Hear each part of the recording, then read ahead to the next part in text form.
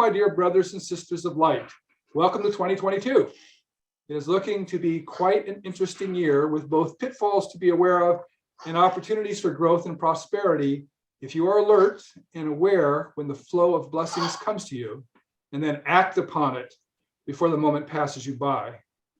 I will share with you the knowledge I have gained from visions I have seen about the coming year and some into the years beyond, plus the words of caution and advice I received from Miriam, the angel of the covenant, in her stewardship to watch over, forewarn, and forearm the children of light. Looking at 2022, there are many macro events that will potentially affect each individual. COVID is an example from 2021. Even if neither you or anyone in your family contracted the virus, you were still affected by it in many ways, from vaccination requirements to restrictions on activities, mask requirements, and COVID's contribution to inflation due to supply chain disruptions and labor shortages, as so many people had to quarantine, retired, or were fired from not being vaccinated. It affects your lives than what they're forcing people to do in many ways. Thinking of the effects of COVID, it's good to remember that Miriam warned us about what was coming way back in February 15th of 2020, when nothing much was yet thought about the insignificant new virus that had popped up in China. And we're very blessed. We are very blessed to have Miriam as our angel of the covenant. First, a word of caution when reading the prophet's voice. Nothing revealed is set in stone and unchangeable. Everything revealed shows the current path and where it is leading, with the final destination still to be determined, depending upon whether the path deviates in the future. It's kind of like predicting the weather. The closer you are to the event, the more accurate the forecast. The further away you are from the event, the more variables can be introduced in the days to come that alter the forecast or the timing. Thankfully, in many cases, there is hope to change looming bad outcomes to better, more beneficial outcomes. Just as each of us individually has free agency to make decisions for our own lives, right or wrong, so too can future macro events in the world, in some cases, be changed from their current course when sufficient energy for a course correction is exerted by enough people joining a common cause or purpose. The first thing to talk about, I think you'll find this part pretty interesting. The first thing to talk about in 2022 is that this year will be a year demons exert more negative influence upon the world, even than their normal destructive activities. This is due to the year itself. 2022 is a significant calendar year to demons. Philos first told me about this, and I inquired of Miriam to clarify his remarks, and this is what she said. So anything in italics is Miriam speaking. Hello, Embrosewyn, my dear brother of light. I bring you greetings from our Heavenly Father, Heavenly Mother, and my beloved Yeshua, their only begotten Son. I answer your question now in my stewardship as the angel of the covenant to forewarn and forearm the children of light. It is noble of you to wish to suppress the machinations and destructions of human lives and society that demons cause in any year. Be forewarned that your plate will be fuller with demon challenges in 2022. This is certain. Demons tend to be very enamored of numerology. However, their interpretation of the numbers is quite different than Alamar's on earth. They also tend to take actions to fulfill their interpretation of the numbers to a far greater degree than Alamar's. In the case of the Christian year 2022, demons see that as 3 2s, 2 plus 2 plus 2, adding up to 6. In demon numerology, 3 is the number of the Elohim, the Father, the Mother, and the Son. 6 is the number of man.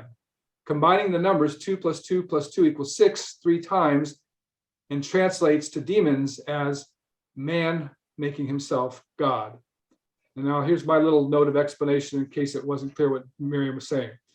Because there are 3 2s, demons see that as the number 3, which represents the Elohim. As 2 plus 2 plus 2 equals 6, demons also assign the number 6 to represent humans, otherwise known as Alamars, in their convoluted numerology math. As there are 3 2s, there must also be 3 6s to match, which produces the final number of 666. That number in turn translates to demons as man making himself God. Or more simply, the true God that is Elohim is abandoned, and in the place of the true God, Alamars raise up and follow gods they prefer, such as politicians, celebrities, and causes that are destructive of society rather than supportive. So that was my little comment. Back to Miriam speaking. 2022 equals an auspicious year in demon numerology. Due to the interpretation of the numbers, demons feel that 2022 will be an exceptional year to suppress religions of all faiths and in their place elevate the adoration and obedience to the desires of politicians, political parties and ideologies, celebrities and their examples of fashion and lifestyle, and all manner of other harmful causes and groups that demand radical action that is hurtful rather than helpful to Alamars and peaceful, expansive society. Demons feel the energy of 2022 will be conducive to weakening the bonds people have to any good religion, replacing that by strengthening the bonds they have to any person, group, or cause whose policies, pronouncements, and actions incite the destruction of the bonds of family and the natural desires bestowed by Elohim before the world was for friendship among all people. As demons assume the energy to wreak such havoc among the Alamars of Earth is primed for 2022, they certainly intend to pump that well of negative energy very hard. They are motivated to increase their usual demonic efforts to destroy the happiness and peace of Alamars.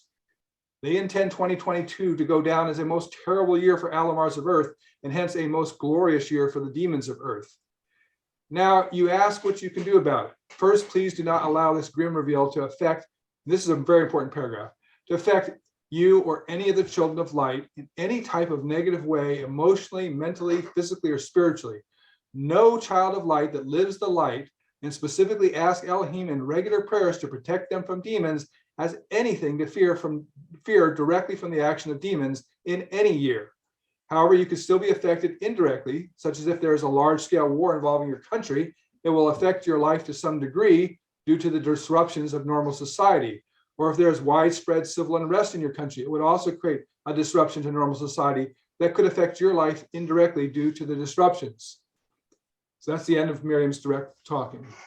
Miriam went on to reveal what actions we can take as the priesthood of Celestine light to mitigate the destructive actions of demons. She gave specific instructions, including revealing some Elohimic words of power to help protect and insulate us and our loved ones from the harmful effects. And I will be going over the specifics in the coming weeks in our priesthood quorums for what she revealed and how we can actually take actions to prevent some of these things. Let us now look to the world stage and see what is happening that could end up affecting each of us and our families. I'm only mentioning items that could affect our health, our finances, or our peace and serenity. There are numerous places in the world that will see conventional military conflicts between nuclear-armed adversaries. While we want to make efforts in our priesthood group to minimize conventional conflicts, the greater responsibility of the Celestine Light priesthood is to ensure that there are no nuclear conflicts. This is vitally important. The planet Venus used to be very Earth-like in its early days and inhabited by great civilizations of Alamars before they were ever even seated on Earth. Due to planet-wide nuclear war, life on the planet's surface of every kind was eliminated. The life-giving oxygen in the atmosphere was purged. The oceans dried up, and today the surface of the planet is over 800 degrees Fahrenheit, with an atmospheric pressure on the surface equivalent to being 3,000 feet underwater, an unbreathable air even if the temperature was tolerable. We as the priesthood of Celestine Light cannot let this fate happen to our Earth, and with some help from Lazarus to Bethany, we will make sure it does not. Unfortunately, military leaders of all nuclear-armed countries seriously consider the, quote, limited use of nuclear weapons as an acceptable war scenario. And apathetic citizens of most countries give nuclear war little to no thought, especially if it only involves conflicts between small countries with few nuclear weapons, such as India and Pakistan, Iran and Israel, or North Korea and anyone their fearless leader is unhappy with. Not even looking at the fact that an intended, quote, limited use nuclear war could unexpectedly escalate into a global nuclear war, any exchange of nuclear weapons by adversaries, no matter how limited, will have a devastating effect upon the entire planet. I'm speaking at length on this subject because the threat of nuclear war is higher now than it has ever been since the dawn of nuclear weapons. Combined, there are currently over 15,000 nuclear hydrogen bombs in the world. That is enough to drop 4 nuclear bombs on every city in the world with over 100,000 people. Think about that for a minute. There's enough nuclear bombs to drop 4 on every single city in the world over 100,000 people. Most modern nuclear weapons are hundreds of times more powerful than the 2 bombs dropped on Japan in World War II. The largest is 3,000 times more powerful than the bomb dropped on Hiroshima. Think about that for a moment. Oh, by the way, we checked with a Japanese fellow how to pronounce Hiroshima, because we say Hiroshima in English, but he said the correct way to say it in Japanese is Hiroshima. Think about that for a moment. The single small nuclear bomb dropped on Hiroshima, Japan at the end of World War II leveled a major city and killed over 100,000 people. Today, there are nuclear bombs 3,000 times more powerful than the Hiroshima bomb. Extrapolate that. If one small bomb killed 100,000 people, a bomb 3,000 times more powerful might kill 300 million people just with one bomb. Most countries possess nuclear weapons, or more countries possess nuclear weapons today, and more are prone to irrational acts of stupidity due to being led by dogma-guided religious or ethnic leaders, or those who would not hesitate to kill as many people as possible if they felt backed into a corner of defeat. Let us put to rest the false concept espoused by many world leaders that a, quote, limited nuclear war is acceptable. Let's, for example, imagine a nuclear conflict between Hindu India and Muslim Pakistan. Both countries came into existence in 1947 when the British India Territory was relinquished by the United Kingdom and was partitioned into West and East Pakistan and India. Since the inception of independence, these 2 countries have already fought 3 major wars, 1 minor war, and many military skirmishes. Both countries are now armed with nuclear weapons. Between the 2 countries, they possess over 300 nuclear bombs that can be transported by missiles. Both Hindus in India and Muslims in Pakistan have fringe but still large populations of fanatical religious adherents that have a great hatred towards members of the other religion. It is a big warning, repeated over and over in the history of our world, that people act irrationally and willfully sacrifice themselves and others when motivated by their religious beliefs. So to say India and Pakistan are a powder keg is an understatement. If India and Pakistan were to go to war again for the 5th time in less than 75 years and launch their few hundred nuclear missiles at each other, what would happen to the rest of the world that wasn't involved in this conflict and completely unaffected by the blast or subsequent radiation? The most notable consequence is that there would be a lot of starvation in the world. The first result of a nuclear war between Pakistan and India would be enormous fires, as the heat from the exploding bombs would literally light on fire any burnable substance that wasn't incinerated in the blast zones. These fires would be massive, on a scale never witnessed before by modern humans, and they would expand far beyond the initial blast zone. Immense columns of smoke would rise high into the atmosphere, accompanied by fine particles of radioactive dust caused by the incineration of the earth, buildings, and people when the missiles hit. The heavier particles would fall down to earth in a few days, but the fine dust particles and smoke will continue to rise high into the atmosphere and would spread over 90% of the earth within 2 weeks. Within 2 weeks, the earth covering smoke and dust would block out a good portion of the sun. Very little sunlight would penetrate the upper atmospheric cloud to reach the surface of the earth. The whole world will become cold and dark, and plant photosynthesis will virtually stop. Without life-giving sunlight, the world gets colder. Plants cannot survive without the heat of the sun and the energy of the sun to perform photosynthesis. When plants die and new crops will not grow, people and animals quickly begin to die off. It becomes a macabre competition to see if they will first starve to death or freeze to death. So now you know why I led with this depressing scenario. It is one we cannot allow to occur. The world is full of atrocities on both big and small scale, and most of those are travesties we will never do anything about, simply because we are so few and they are so many. But preventing nuclear war is one calamity we must do everything in our priesthood power and authority to ensure never occurs, even on a limited scale. In the coming year, we will be addressing this challenge in our priesthood quorums.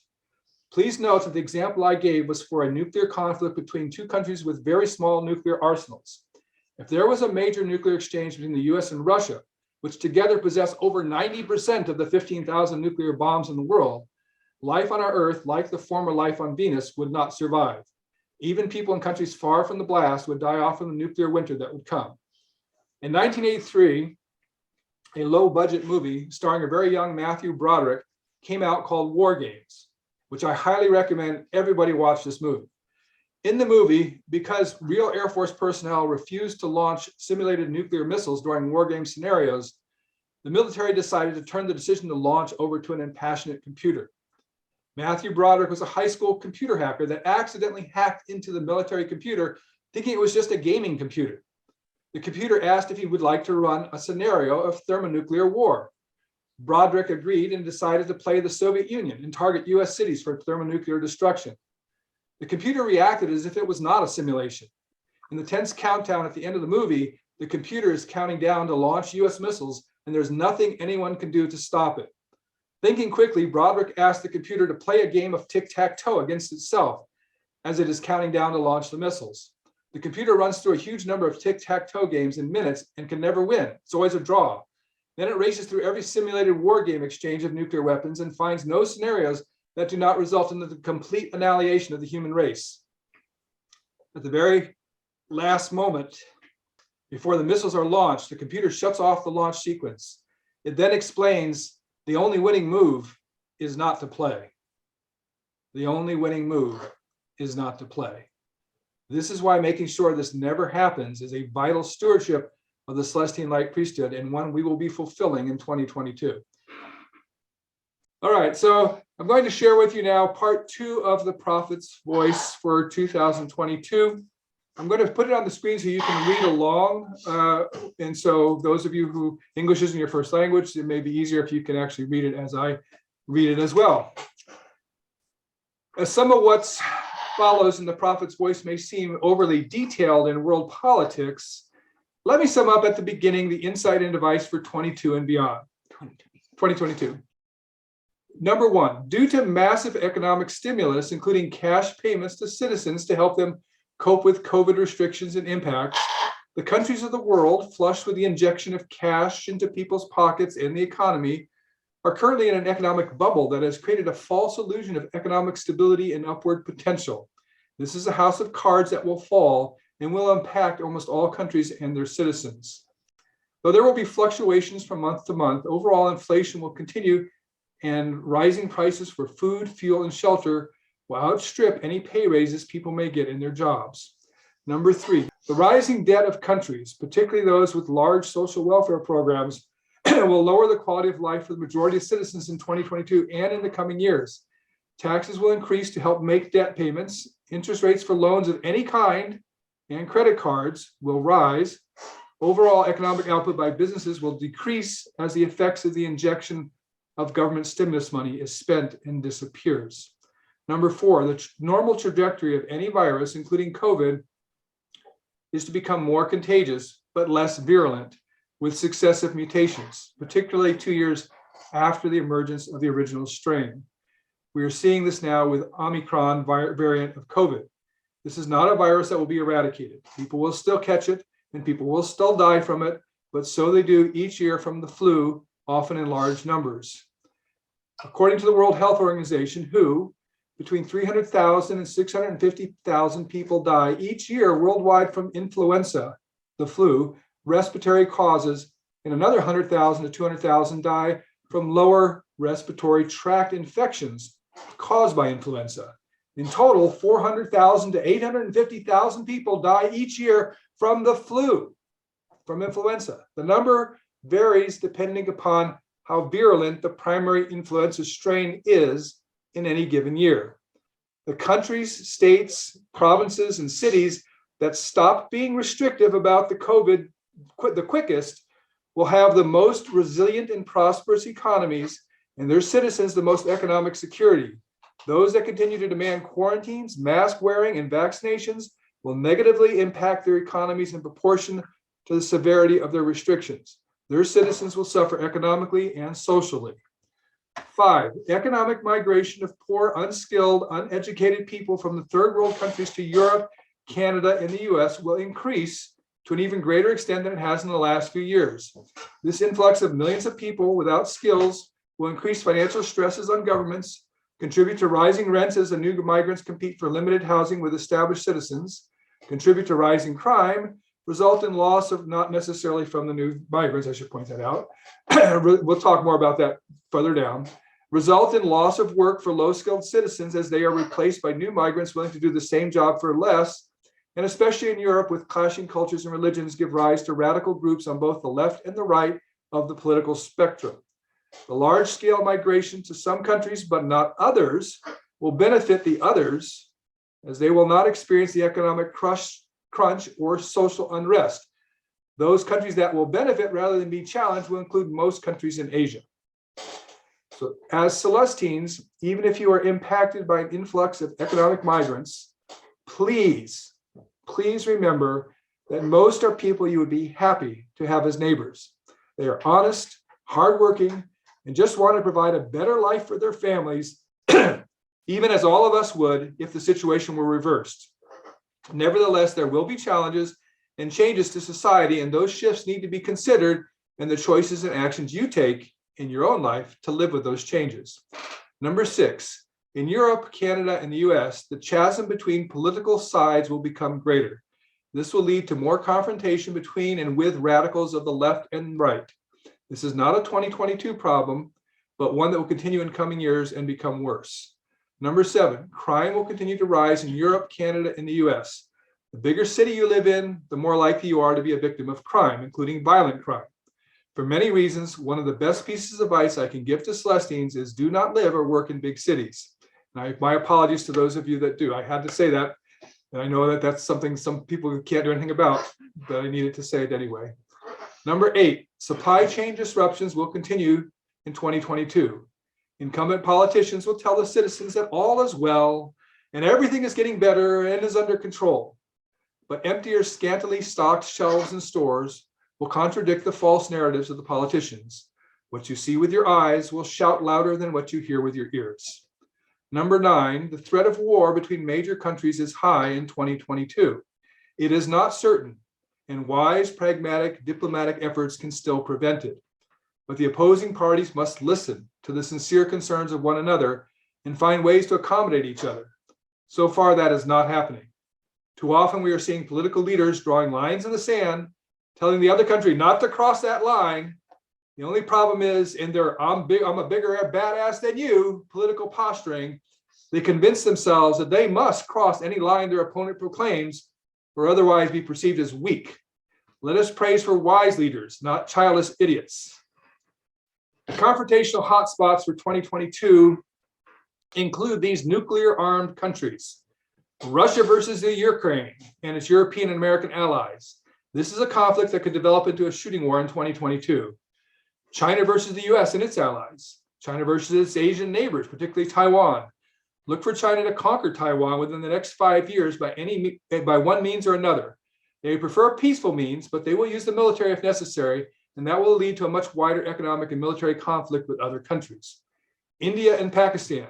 They have already fought 4 major wars since they became independent countries, and now they are both armed with nuclear weapons, and both have large populations of radical religious groups, Hindus in India and Muslims in Pakistan, that hate each other. Israel versus Iran, and any Arab country that may join it in a war against Israel.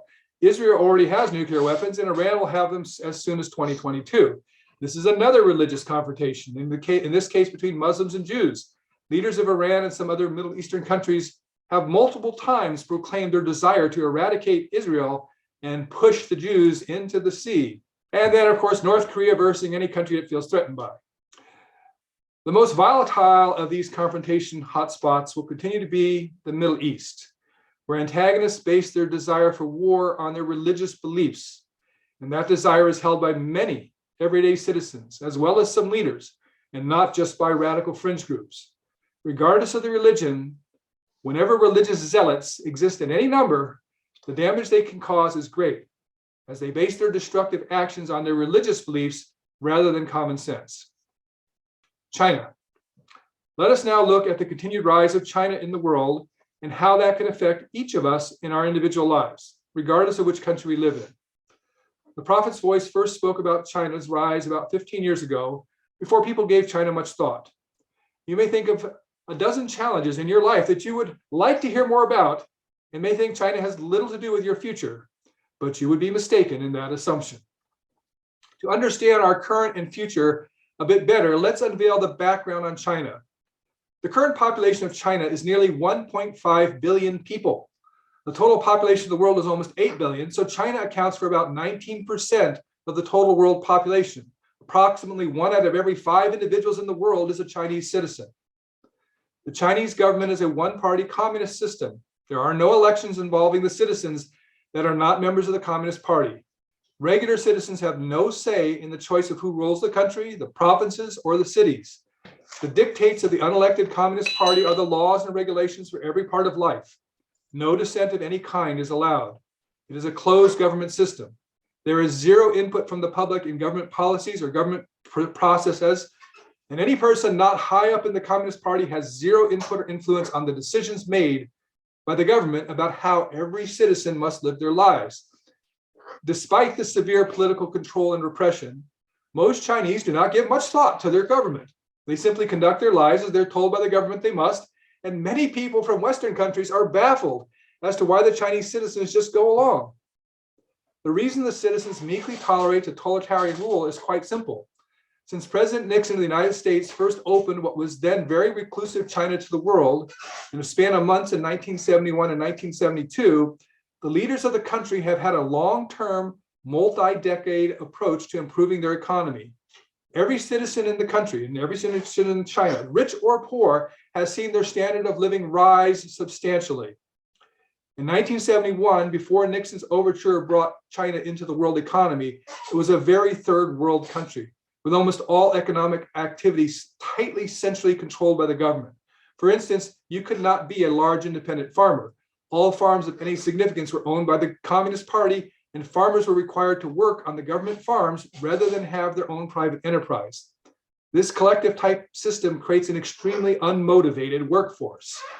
In 1971, the gross national income, which assigns a dollar value to the average annual income of a citizen, was a paltry $126 per person.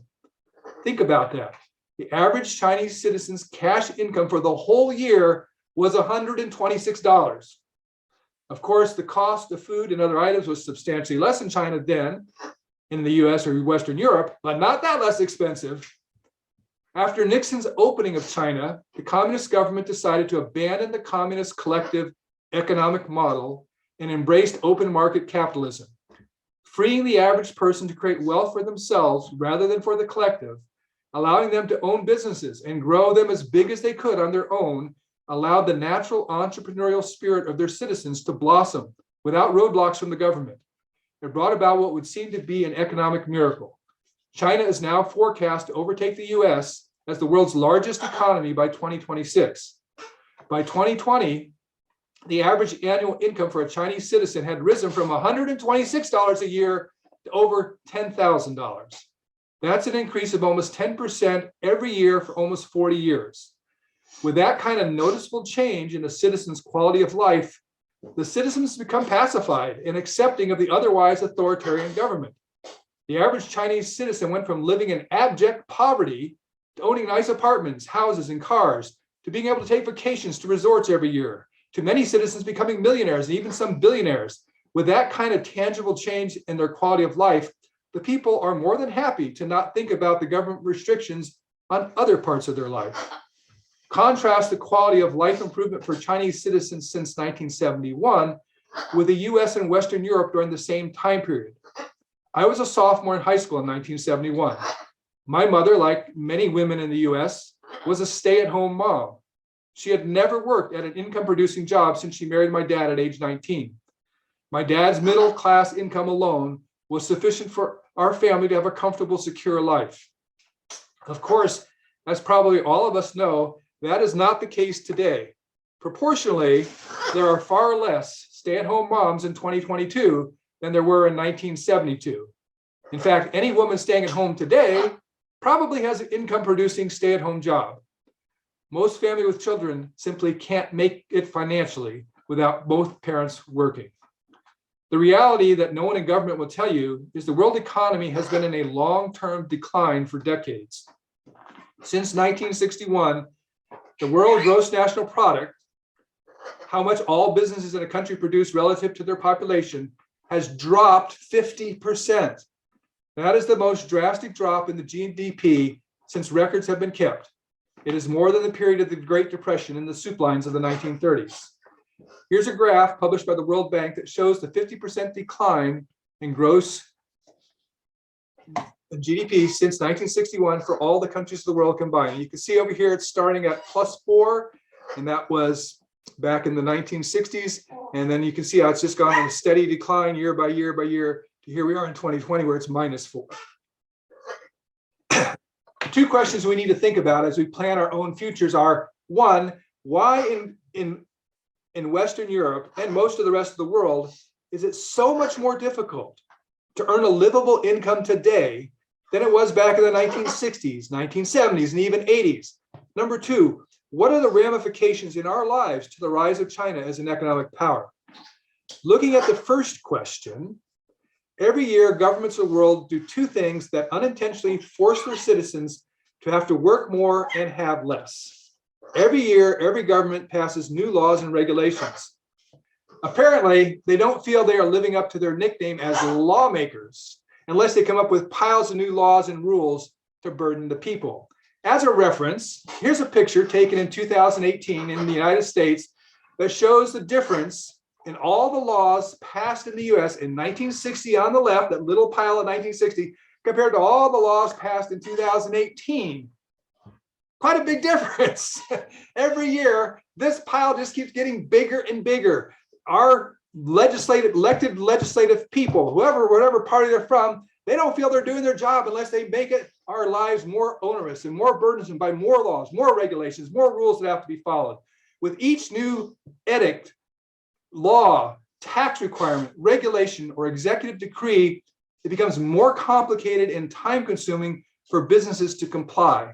So they are less productive as a business, and they have to pass on their additional costs to comply with the new rules with higher prices for their products. And it's the same for people. Complying with all the laws, taxes, and regulations takes some of their finite time and life away from their relationships and doing things they would prefer to be doing for their quality of life. Second, the trajectory of virtually every leading country since before the Roman Empire is of politicians keeping the populace pacified by offering more and more freebies to the people. With the Romans, it was free bread and free circuses. With Europe and the US, it's an ever-expanding list of welfare programs that provide free food, free or subsidized health care, subsidized rent, free college education, and many other benefits. With those kinds of social net programs, of course, impoverished people from other countries want to immigrate. Those benefits are all great. If you're on the receiving end of the benefits, it can seem to be a very good function of government. But no government in the world takes in enough money in taxes to pay for their welfare programs.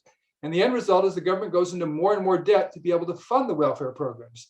Just paying the interest on the debt becomes a Herculean burden, and it just keeps getting bigger, not smaller. By 2032, just 10 years from now, or years sooner by some estimates, the amount the US has to pay just in interest on the national debt is projected to be over $1 trillion. Just the interest. $1 trillion is the same as 1,000 billion. This is one of the major contributors to inflation. You're happy for a few months after you get a pay raise until you realize the prices everywhere are going up. The pay raise you get at work is less than the higher cost each month for food, fuel, and shelter. None of this is happening by accident. On a macro scale, there are multiple adversarial countries and a significant number of members of one major religion that are actively working to bring down the Western form of democratic government and the world economic model based upon the American dollar and the strength of the American economy. The largest foe of the status quo in the world is China. China intends to supplant the United States and become the dominant world power, both economically and militarily. That has been their intention and carefully laid out plan since 1980. Well, by the way, because I'm talking so much about China in this, it'll probably be censored and not allowed to be on YouTube very long. So if you want to see it on YouTube, you should probably copy it soon because it'll probably be taken down. They hope to do this without any military conflict.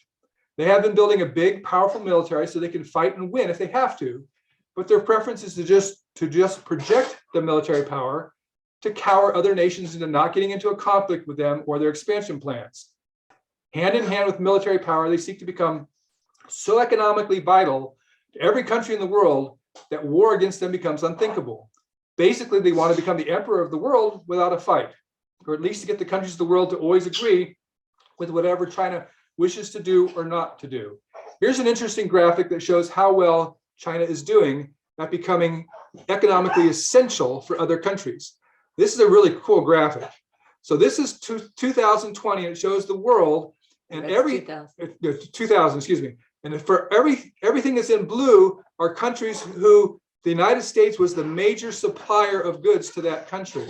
Just 9 years later, look what the map looks like now. Now, every country in red are the countries that China is the major supplier of goods to that country. Pretty interesting graphic. Now, one of the leading guides of the Chinese government vision for the future of the world is a man almost nobody outside of Chinese government has heard of. His name is Liu Mingfu. In his book, The China Dream, Great Power Thinking and Strategic Posture in the Post-American Era, which was translated into English in 2015, Liu outlines the long-term plans to plant the U.S. as the dominant power in the world. This is a fantastic book. I recommend anybody who is interested in the dynamics in the world to read this book. This is quoting Liu. Before China can take over as world leader, so he's already assuming that this is their goal, they take over as world leader in the 21st century, it will need a half a century to work through 3 stages. The first will be catching up to America and actively taking a leading role where it can in the world. The second will be racing neck and neck with America and leading the world as an equal partner with America. And the third stage will be guiding the world through exercising leadership and management in the world and thereby becoming the world's leading nation. There can be no doubt about China's intention to be supreme among countries with this conclusion by Liu Mingfu. The grand strategy of 21st century China has to answer 3 questions. What kind of world should China build? What kind of Asia should China build? And what kind of world should China build? So what kind of China should we build? What kind of Asia should we build? And what kind of world should we build? So basically in that thing, he's saying in a nutshell that they want the entire world to conform to what China wants. And that's everything they're doing is to that end. I like China. I do a lot of business with China, but it's good to be able to understand what the motivations for what they do are and to take that into account. It's just like when we buy goods, because we buy a lot of goods from China that we use, and when we contact a supplier in China and we want to establish a relationship with them, and they'll send us a product, and sometimes that product is, this is not a good product. Sometimes they're even counterfeit products. They're just not up to what we expect, to the high standard we want.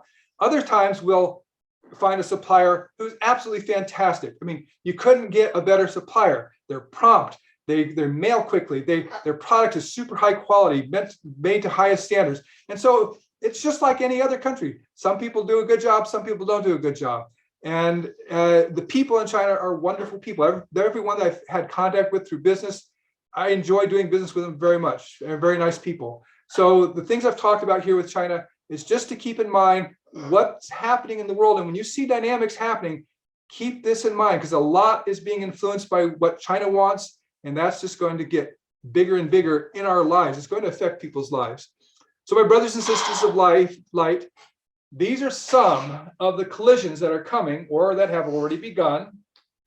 Forewarned is forearmed. As Celestines, if you live in the light, you will be protected in many ways. Remember that, not the least of which is the promptings in your heart and mind from your guardian angels to take actions for your safety and your prosperity. Even though I talked about things that are not the greatest things, it's not like you have to go worry about these things. Live your life with love and light, and these things will not affect your life, especially if you're aware of them and you're looking out for them, you're cautious of them. I pray that each of you can come this year to our Vitality celebration in Ashland, Oregon. I hope you can. It's the summer solstice.